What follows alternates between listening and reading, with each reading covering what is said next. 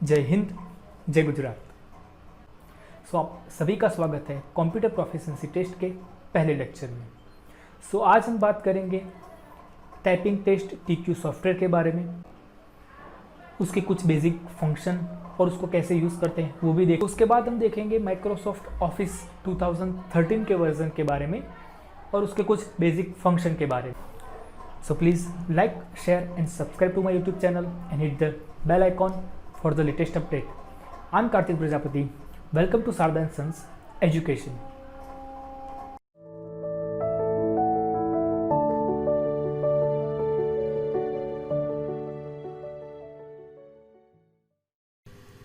तो चलिए शुरुआत करते हैं हमारे पहले लेक्चर की। लेक्चर की शुरुआत कुछ इस प्रकार होगी। पहले हम टाइपिंग टेस्ट टीक्यू सॉफ्टवेयर के बारे में बात करेंगे। उसके बाद उसमें जो डेटा हमें मिलेगा उसे ये टेस्ट सीट में ऐड करेंगे। फिर उसके बाद लेक्चर। सबसे पहले हम टाइपिंग टीक्यू सॉफ्टवेयर ओपन करेंगे। ओपन करने के बाद आपको कुछ ऐसा विंडो दिखाई देगा। अगर आप दूसरा कोई सॉफ्टवेयर भी यूज़ करते हैं तो कोई दिक्कत नहीं, जैसे कि मैंने आपको बताया था स्मार्टफोन के लिए, या फिर अगर आप ऑनलाइन टेस्ट दे रहे तो उसके लिए भी, दोनों में प्रोसेस सेम ही रहेगी। तो यहाँ पे हम क्लिक करेंगे टाइपिंग टेस्ट टीक्यू, तो आपके सामने कुछ ऐसा विंडो ओपन होगा। यहाँ पे ब्राउज़ करेंगे। ब्राउज़ करने के बाद यहाँ पे लेसन 1 ओके। और यहाँ पे एक चीज़ का ध्यान रखिए कि जो ड्यूरेशन है वो 10 मिनट रहे। ये 10 मिनट सिलेक्ट करने के बाद यहाँ पे आप स्टार्ट पे क्लिक करेंगे और स्टार्ट पे क्लिक करने के बाद यहाँ पे स्पेस देने के बाद आपका टेस्ट स्टार्ट हो जाएगा। तो यहाँ पे आप जैसे टाइप करेंगे, 10 मिनट होने के बाद यहाँ पे आपको जो टाइप करना है वो ऊपर दिया है, वो सेम टू सेम नीचे टाइप करना है with same space and same character. तो यहाँ पे मैं वीडियो को पॉज करूँगा, आप अपना पूरा टेस्ट कंप्लीट करके फिर यहाँ पे वापस आइए।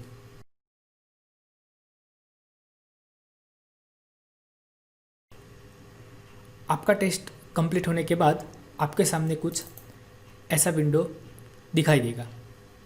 यहाँ पे टेस्ट ड्यूरेशन होगा। आई होप कि आपने 10 मिनट तक का टेस्ट दिया हो। उसके बाद एरर्स, आपने जो भी एरर्स किए हैं पूरे टाइपिंग के दौरान, मतलब जैसे कि देखिए मैंने यहाँ पे कैपिटल 3 स्मॉल 3 में टी का मिस्टेक किया है, कैपिटल ओ स्मॉल ओ, फिर यहाँ पे ऑथर की स्पेलिंग गलत की है मैंने। फिर ये सारी मिस्टेक ये सॉफ्टवेयर अपने आप ही कैलकुलेट कर देगा। फिर आपको दो चीज़ों का ध्यान रखना है, दो डेटा जो हमें यहाँ से कलेक्ट करने हैं, वो है नेट स्पीड और एक्यूरेसी। मेरी नेट स्पीड है 20 और ये एक्यूरेसी है 84। ये दोनों को मैं याद करके ये हमने जो टेस्ट सीट बनाई है उधर एंटर कर देंगे। यहाँ पे लेसन 1 और जो डेट है वो आप जब भी टेस्ट दें, मैं आपको सजेस्ट करूँगा कि आप हर रोज़ टेस्ट दीजिए, ताकि आपको अपनी स्पीड और एक्यूरेसी का पता चलेगा। जैसे कि मैंने आज टेस्ट दिया है तो मेरी स्पीड थी 20 और एक्यूरेसी थी 84। आप अपने हिसाब से टेस्ट देके यहाँ पे स्पीड और एक्यूरेसी मेंशन कर दीजिए। फिर उसके बाद जब भी आप टेस्ट देंगे तो अपना डेटा यहाँ पे फिलअप करेंगे। फिर 10 या दिन या 15 दिन बाद आपको पता चलेगा कि आपकी स्पीड और एक्यूरेसी में कितना चेंजेस आया है। अगर मान लीजिए कि आपकी स्पीड बढ़कर 25 या 30 तक पहुंच जाती है और एक्यूरेसी आपकी कम हो रही है, मतलब अभी 84 है, फिर 80, फिर 70, 75, 60, मतलब आप स्पीड बढ़ाने के चक्कर में एक्यूरेसी को कम कर रहे हैं, एक्यूरेसी के साथ कॉम्प्रोमाइज़ कर रहे हैं। तो ऐसा बिल्कुल मत कीजिए, क्योंकि आप जितनी स्पीड बढ़ाने की कोशिश करेंगे और एक्यूरेसी कम होती जाएगी, मतलब आपके नेगेटिव मार्किंग के चांसेस ज़्यादा हो जाएंगे। तो मैं आपको सजेस्ट करूँगा कि आप एक्यूरेसी को बढ़ाएं और स्पीड को कंट्रोल करें। आप उस टाइम को स्पीड को कम कर दीजिए या स्पीड को उतना ही रख के एक्यूरेसी पर फोकस कीजिए। अगर एक बार स्पीड कम होती है तो टेंशन मत कीजिए। आप जैसे जैसे प्रैक्टिस करेंगे आपकी स्पीड ऑटोमेटिकली बढ़ जाएगी, पर एक्यूरेसी बढ़ाना बहुत ही इम्पोर्टेंट है, क्योंकि आपकी एक्यूरेसी जितनी कम हुई फिर उससे कोई मतलब नहीं कि आप 30-35 वर्ड पर मिनट आप टाइप करते हैं। तब मतलब आपका नेगेटिव मार्किंग के चांसेस ज़्यादा हो जाएंगे। तो इसलिए मैं आपको सजेस्ट करूँगा कि आप एक्यूरेसी पे ज़्यादा फोकस करें। एक्यूरेसी आपकी यहाँ करीबन एवरेज मतलब आप 90 के अप रखिए तो वो ज़्यादा से ज़्यादा अच्छा है। आप 90 के अप पहुँच जाते हैं और जब आप टाइप करेंगे तो ऑटोमेटिकली आपकी स्पीड बढ़ती जाएगी धीरे धीरे, और ये एक दिन में नहीं होगा पर एक दिन ज़रूर होगा। सो यहाँ पे आपने जब डेटा फिल कर दिया है, फिर उसके बाद हम जाएंगे अपने लेक्चर पे। तो अब हम बात करेंगे वर्ड प्रोसेसिंग के बारे में। वर्ड प्रोसेसिंग में आप एक बात का ध्यान रखिएगा कि जो आपका माइक्रोसॉफ्ट वर्ड हो वो 2013 का वर्जन हो। तो ऑफिस ओपन करने के बाद आपको कुछ इस प्रकार का फॉर्मेटिंग या पैराग्राफ जो बोलते हैं वो दिखाई देगा। यहाँ पे जो आपको डेटा दिख रहा है, यहाँ पे जो पैराग्राफ है उसके ऊपर कुछ नंबर्स दिख रहे होंगे आपको। ये जो नंबर्स है 64, 335, सेकंड में 50, 262, थर्ड में 57, 306 वगैरह, मैं आपको बताऊंगा कि वो नंबर क्या है। जैसे कि ये पहला पैराग्राफ है, पहले पैराग्राफ में कितने वर्ड्स हैं। जैसे कि ये यहाँ पे मैंने सिलेक्ट किया तो यहाँ पे रिव्यू में जाके आपको देखना है, क्लिक करना है वर्ड काउंट पे। तो यहाँ पे देखिए वर्ड्स है 64, ये 64। फिर यहाँ पे लिखा है 335, मतलब ये कैरेक्टर कितने हैं, एक एक वर्ड्स कितना है 335। ये आपको तब काम आएगा जब मैं आपको ये सब डेटा है, ये जो मटेरियल है वो आपको प्रोवाइड करूँगा। आपको उसकी प्रिंट आउट निकालनी है और उसको हार्ड कॉपी में से देख के टाइप करना है। अगर आपकी कुछ मिस्टेक आई, जैसे कि मान लो कि यहाँ पे आपने टाइप किया है और यहाँ पे हिंदू वर्ड लिखने का रह गया है, या फिर बनिया या फिर फैमिली, कोई भी वर्ड आपका लिखने का रह गया है, और आप जब यहाँ पे क्लिक करेंगे तो आपका पूरा वर्ड मिसिंग होगा, तो यहाँ पे वर्ड्स में मिस्टेक आएगी, या 63 या फिर 62 दिखाई देगा, और यहाँ पे कैरेक्टर में भी मिस्टेक आएगी। तो आपको फाइंड आउट करना है कि पहले पैराग्राफ में आपकी मिस्टेक कहाँ है। और फिर आप अगर मान लो कि यहाँ पे मैंने एंड या फिर देन या फिर पार्ट में कोई मिस्टेक किया है स्पेलिंग में, तो फिर मेरा वर्ड तो 65 ही दिखाई देगा, पर यहाँ पे जो कैरेक्टर स्पेसिंग है 335 वो कम होके 332 या फिर 330, जितने भी वर्ड मेरे से छूट गए वो मिस्टेक आपको यहाँ पे दिखाई देगी।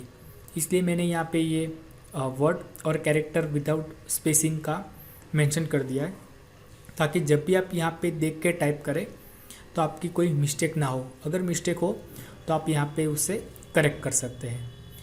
और ये स्ट्रांगली सजेस्ट करता हूँ मैं कि आप जब भी टाइप करने बैठे तब हार्ड कॉपी में से टाइप कीजिए, क्योंकि अब जब एग्ज़ाम देने जाएंगे तब आपके पास हार्ड कॉपी ही होंगी, तो आप हार्ड कॉपी में से देख के आपको टाइप करने का रहेगा। तो और यहाँ पे जो देख रहे हैं फॉर्मेटिंग के नीचे आपको कुछ क्वेश्चन दिए गए हैं, वो क्वेश्चन को हम सॉल्व करेंगे। तो यहाँ पे लिखा है पहला पैराग्राफ में फॉन्ट टाइम्स न्यू रोमन અને ફોન્ટની સાઇઝ 14। तो मतलब बोला है कि पहले पैराग्राफ में टाइम्स न्यू रोमन करना है और उसके बाद जो फॉन्ट की साइज़ है वो 14 करनी है। तो यहाँ से हम पूरा पैराग्राफ सिलेक्ट कर देंगे। और ये ध्यान रखना, जैसे मैंने यहाँ पे पूरा सिलेक्ट किया तो ये एक्स्ट्रा हो गया है सिलेक्ट, तो हम पूरा ध्यान रखेंगे कि ये एक्स्ट्रा सिलेक्ट ना हो, क्योंकि यहाँ चांसेस बन सकते हैं कि आपके नेगेटिव मार्क्स चले जाए। तो यहाँ पे सिलेक्ट करके यहाँ पे मैं जाऊँगा, यहाँ से टाइम्स न्यू रोमन, और ये सिलेक्ट कर दिया मैंने। और फॉन्ट की साइज़ बोलिए मेरे को 14, तो यहाँ पे 14, ओके। फिर उसके बाद अब बात करेंगे सेकंड क्वेश्चन की। उसमें लिखा है बीजा पैराग्राफ में फॉन्ट एरियल અને ફોન્ટની સાइज़ 16, मतलब कि दूसरा जो पैराग्राफ है वो पूरे का पूरा पैराग्राफ में फॉन्ट है एरियल और फॉन्ट की साइज़ 16। तो यहाँ पे पूरा पैराग्राफ सिलेक्ट करेंगे और एरियल फॉन्ट और उसके साथ साइज़ जो करनी है वो 16। फिर थर्ड क्वेश्चन है ત્રીજા પેરેગ્રાફમાં ફોન્ટ કેમ્બ્રિયા અને ફોન્ટની સાઇઝ 12 રાખો। मतलब दूसरा जो पैराग्राफ है वो पूरा का पूरा सिलेक्ट करेंगे और उसमें बोला है हमको कि कैम्ब्रिया फ़ॉन्ट रखना है और फ़ॉन्ट की साइज़ होनी चाहिए 12। तो यहाँ से फ़ॉन्ट पूरा पैराग्राफ सिलेक्ट कर देंगे। यहाँ पे कैम्ब्रिया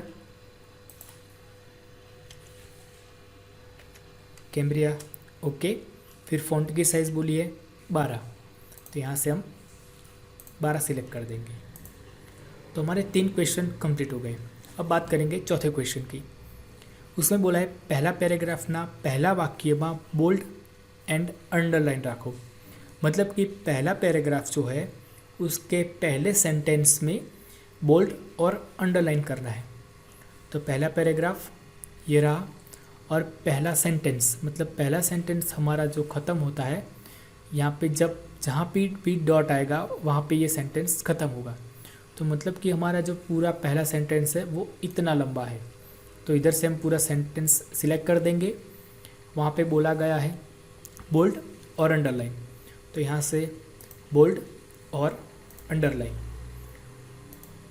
तो ये हो जाने के बाद हम बात करेंगे पांचवा क्वेश्चन। पांचवें क्वेश्चन में बोला है बीजा पैराग्राफना बीजा वाक्य में इटालिक रखो।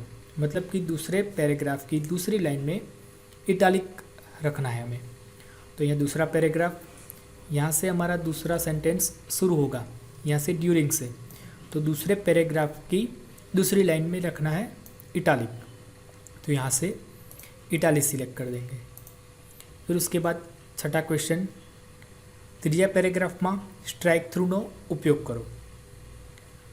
मतलब कि थर्ड जो पैराग्राफ है उसमें पूरा का पूरा सिलेक्ट करेंगे और उसमें स्ट्राइक थ्रू करेंगे। स्ट्राइक थ्रू यूज़ करने के लिए यहाँ पे है, आप देख पा रहे होंगे ABC और इसके ऊपर लाइन किया हुआ है, तो उसे सिलेक्ट कर देंगे।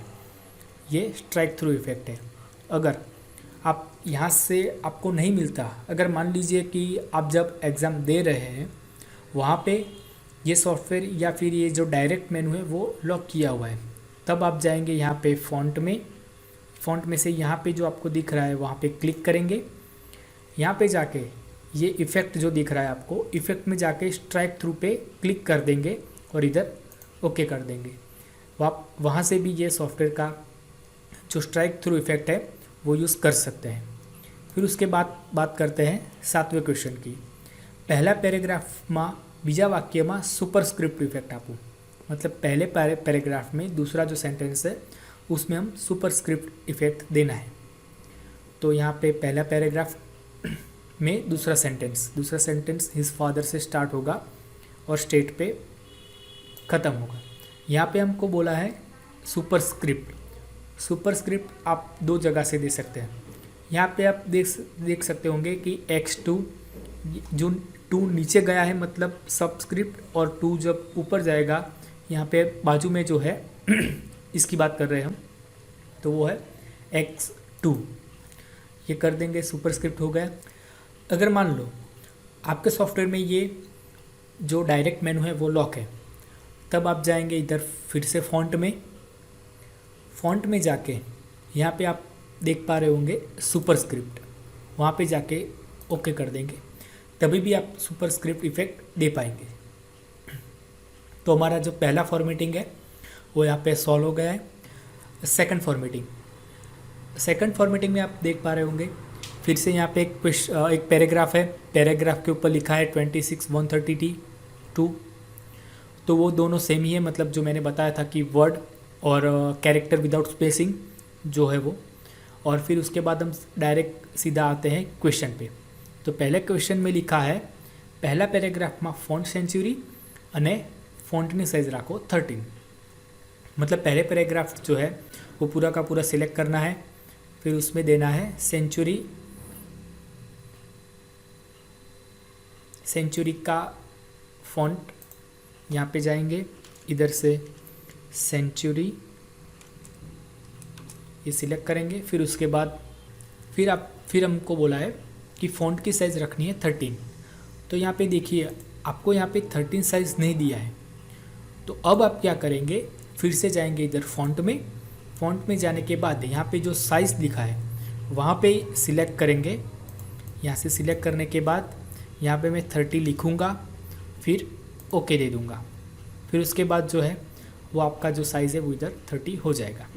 फिर उसके बाद सेकंड पैराग्राफ, उसमें बोला है कॉमिक सेंस MS फ़ॉन्ट और दूसरा है फ़ॉन्ट की साइज़ है 10। तो यहाँ मैं पूरा पैराग्राफ सिलेक्ट करूँगा। और एक चीज़ का आप ध्यान रखिए कि ये जो एक्स्ट्रा ना हो जाए, कॉमिक सेंस MS। फिर उसके बाद फ़ॉन्ट की साइज़ करनी है 10, वो तो यहाँ पे आपको दिया है 10।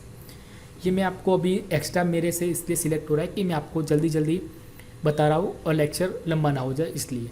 पर आप ये चीज़ का ध्यान रखिए कि ये एक्स्ट्रा ना हो जाए। फिर बात करते हैं थर्ड क्वेश्चन के बारे में। ત્રીજા પેરેગ્રાફમાં ફોન્ટ અલ્ગેરિયન અને ફોન્ટની સાઇઝ 12। तो थर्ड पैराग्राफ में फ़ॉन्ट अल्गेरियन बोला है और फिर उसके बाद उसमें साइज़ देनी है। फ़ॉन्ट है अल्गेरियन, एंटर। फिर उसके बाद उसकी साइज़ करनी है 12, तो ये 12 भी यहाँ से हो जाएगा। ओके, फिर उसके बाद बात करते हैं चौथे क्वेश्चन के बारे में। चौथे क्वेश्चन में हमको बोला है बीजा पैराग्राफમાં વાક્યમાં બોલ્ડ અને અંડરલાइन करो। सो मतलब सेकंड पैराग्राफ है वो पूरा का पूरा सिलेक्ट करना है हमको और उसमें हमको देना है इफेक्ट बोल्ड और अंडरलाइन। तो पांचवें क्वेश्चन में हमको बोला है ત્રીજા पैराग्राफમાં બીજા વાક્યમાં સ્ટ્રાઇક થ્રુનો उपयोग करो। मतलब थर्ड पैराग्राफ जो है उसमें सेकंड सेंटेंस में स्ट्राइक थ्रू का यूज़ करना है। तो थर्ड पैराग्राफ हमारा ये रहा, यहाँ से हमारा सेकंड सेंटेंस स्टार्ट होगा और ख़त्म होगा यहाँ पे एंड पे। तो ये पूरा का स्ट्राइक थ्रू करना है। तो स्ट्राइक थ्रू यूज़ करने के लिए इधर फ़ॉन्ट में जाएंगे, फ़ॉन्ट में स्ट्राइक थ्रू क्लिक करके ओके। छठे क्वेश्चन में हमको बोला है पहला पैराग्राफना पहला वाक्यમાં इटालिक અને अंडरलाइनનો यूज़ करो। मतलब पहला पैराग्राफ के पहले सेंटेंस में इटालिक और अंडरलाइन का यूज़ करना है। तो ये रहा हमारा पहला पैराग्राफ और पहला सेंटेंस जो है वो पूरा का पूरा पैराग्राफ ही आ जाएगा। तो इसमें हम यूज़ करेंगे कौन सा, इटालिक और अंडरलाइन। ये रहा इटालिक और इधर से अंडरलाइन। अगर मान लो ये भी जो डायरेक्ट मेनू में आपको नहीं दिया है तो भी आप इधर फ़ॉन्ट में जाके इधर से यूज़ कर सकते हैं, पर ये तो मोस्टली आपको दिया ही होगा तो कोई इश्यू नहीं है। तो ये करने के बाद सातवां क्वेश्चन है ત્રીજા पैराग्राफમાં છેલ્લા पैराग्राफમાં सुपरस्क्रिप्ट इफेक्ट आपो। तो त्रीजा पैराग्राफ जो थर्ड पैराग्राफ है हमारा वो उसका लास्ट पैराग्राफ लास्ट सेंटेंस। तो लास्ट सेंटेंस वो सिलेक्ट करने के बाद कौन सा सबस्क्रिप्ट बोला है, तो इधर फ़ॉन्ट से जाने के बाद सबस्क्रिप्ट करके ओके। तो ये हो गया हमारा सेकंड फॉर्मेटिंग कंप्लीट। फिर उसके बाद हम बात करेंगे थर्ड फॉर्मेटिंग के बारे में। तो अब हम बात करेंगे फॉर्मेटिंग 3 के बारे में। यहाँ पे भी आप देख पा रहे होंगे पहला पैराग्राफ, दूसरा, तीसरा और चौथा, और तीनों पैराग्राफ के जो वर्ड है और कैरेक्टर है यहाँ पे मैंने डिटेल सब दे दी है। तो यहाँ पे जो क्वेश्चन है, पहला क्वेश्चन, पहला पैराग्राफ में font Vardhana and font size 16। तो पहला पैराग्राफ हम यहाँ से सिलेक्ट कर देंगे। फिर ये सिलेक्ट करने के बाद यहाँ से फ़ॉन्ट जो है वो एंटर। फिर यहाँ पे फ़ॉन्ट की साइज़ बोली हमें 16, तो यहाँ से 16 सिलेक्ट कर देंगे। फिर उसके बाद हमको बोला है बीजा पैराग्राफ में फ़ॉन्ट बेल एम्प्टी एंड फ़ॉन्टनी साइज़ 10 रखो। तो मतलब सेकंड पैराग्राफ जो है हमारा वो पूरा का पूरा सिलेक्ट करेंगे और उसमें बेल एम्प्टी फ़ॉन्ट और फ़ॉन्ट की साइज़ 10। सो बेल एम्प्टी फ़ॉन्ट और फ़ॉन्ट की साइज़ 10। अब बात करेंगे तीसरे क्वेश्चन में। तो तीसरा क्वेश्चन में बोला गया है ત્રીજા पैराग्राफ में फ़ॉन्ट कॉन्सोलास और फ़ॉन्टनी साइज़ 12 रखो। तो आप थर्ड पैराग्राफ को पूरा सिलेक्ट करेंगे। ये पूरा सिलेक्ट करने के बाद यहाँ पे फ़ॉन्ट कॉन्सोलास, उसके बाद फ़ॉन्ट की साइज़ बोलिए 12। तो यहाँ से 12 सिलेक्ट कर देंगे। तो यहाँ पे लिखा है चौथा पैराग्राफ में फ़ॉन्ट कैम्ब्रिया અને ફોન્ટની સાઇઝ 15। तो यहाँ पे फोर्थ पैराग्राफ जो है वो पूरा सिलेक्ट करेंगे। ये सिलेक्ट हो जाने के बाद फॉन्ट कैम्ब्रिया और फॉन्ट की साइज़ जो है वो 15। तो यहाँ पे आपको पता है 15 आएगा नहीं, तो हम जाएंगे यहाँ पे फॉन्ट पे जाने के बाद यहाँ पे सिलेक्ट करके यहाँ पे 15 टाइप करके एंटर कर देंगे। तो यहाँ पे हो गया 15 फॉन्ट। सो अब हम बात करेंगे 5वें क्वेश्चन की। उसमें बोला है बीजा वाक्य में पहला पैराग्राफ में अंडरलाइन आपो, मतलब दूसरा जो पैराग्राफ है उसके पहले सेंटेंस में अंडरलाइन करना है। तो ये हमारा दूसरा पैराग्राफ है। दूसरे पैराग्राफ का पहला सेंटेंस यहाँ से ख़त्म होता है, तो ये हमने सिलेक्ट कर दिया। उसमें बोला है अंडरलाइन इफेक्ट, तो ये रहा अंडरलाइन। फिर उसके बाद छठे क्वेश्चन में बोला है पहला पैराग्राफ में बीजा वाक्य में इटालिक अने बोल्ड आपो, मतलब पहले पैराग्राफ में दूसरा जो सेंटेंस है उसमें इटालिक और बोल्ड इफेक्ट देनी है। तो पहला पैराग्राफ उसका दूसरा सेंटेंस, तो पहला पैराग्राफ ये रहा और ये दूसरा सेंटेंस इधर गांधी से स्टार्ट होता है और यहाँ पे वैश्य पे ख़त्म होता है। तो ये हमने सिलेक्ट कर दिया। उसमें बोला है बोल्ड एंड इटालिक, तो ये रहा बोल्ड और ये रहा इटालिक। फिर उसके बाद 7वां क्वेश्चन, इसमें बोला है तीजा पैराग्राफ में बीजा वाक्य में स्ट्राइक थ्रू आपो, और तो ये रहा तीजा पैराग्राफ मतलब तीसरा पैराग्राफ और बीजा वाक्य मतलब दूसरा सेंटेंस। तो थर्ड पैराग्राफ के दूसरे सेंटेंस में, तो इधर से दूसरा सेंटेंस ये सिलेक्ट किया और क्या बोला है स्ट्राइक थ्रू। तो स्ट्राइक थ्रू करने के लिए आप इधर से भी कर सकते हैं या फिर हम फॉन्ट पे जाएंगे, यहाँ पे स्ट्राइक थ्रू करके ओके। फिर 7वें क्वेश्चन में बोला है तीजा पैराग्राफ ना बीजा वाक्य में स्ट्राइक थ्रू आपो, मतलब जो थर्ड पैराग्राफ है उसके दूसरे सेंटेंस में हमको स्ट्राइक थ्रू इफेक्ट देना है। तो ये हमारा थर्ड पैराग्राफ। तो थर्ड पैराग्राफ में दूसरा सेंटेंस स्टार्ट होता है इधर सी से और एंड होता है नीचे फ्लिंचिंग से। फ्लिंचिंग तक ये हमने सिलेक्ट किया, बोला है स्ट्राइक थ्रू। तो स्ट्राइक थ्रू देने के लिए आप इधर से भी दे सकते हैं और या फिर फॉन्ट में से स्ट्राइक थ्रू। 8वें क्वेश्चन में बोला है चौथा पैराग्राफ में छेल्ला वाक्य में डॉटेड अंडरलाइन आपो, मतलब जो फोर्थ पैराग्राफ है उसके लास्ट सेंटेंस में हमको डॉटेड अंडरलाइन यूज़ करनी है। तो ये हमारा फोर्थ पैराग्राफ और उसका लास्ट सेंटेंस। तो इधर ये हमने सिलेक्ट कर दिया और ये अंडरलाइन में से आप देख पा रहे होंगे ये छोटा सा जो नीचे एरो दिया है वहाँ पे क्लिक करेंगे और यहाँ से डॉटेड लाइन सिलेक्ट कर देंगे। तो ये हो गया हमारा डॉटेड लाइन। तो बाकी के जो सारे फॉर्मेटिंग है 4th 5, अगर आपको ये चाहिए तो आप मुझे मेरे सोशल मीडिया साइट पे कांटेक्ट कीजिए, मैं आपको ये मटेरियल प्रोवाइड कर दूंगा और आप अपने घर पे भी प्रैक्टिस कर सकते हैं। तो thank you so much for watching this video. मैंने जो आपको अभी जो मटेरियल दिखाया था वो सभी मटेरियल अगर आपको चाहिए तो आप मेरे सोशल मीडिया हैंडल पे मुझे मैसेज कर सकते हैं। सो उनके ज़रिए मैं आपके साथ कांटेक्ट में रहूँगा। अगर आपको इसके दौरान कुछ भी डाउट्स, कुछ भी क्वेरी है, अगर कुछ भी पूछना है तो आप मुझे ये मेरे सोशल मीडिया हैंडल पे आप मुझे मैसेज कर सकते हैं। Thank you so much. So अब जल्दी मिलेंगे एक नए लेक्चर के साथ। Thank you.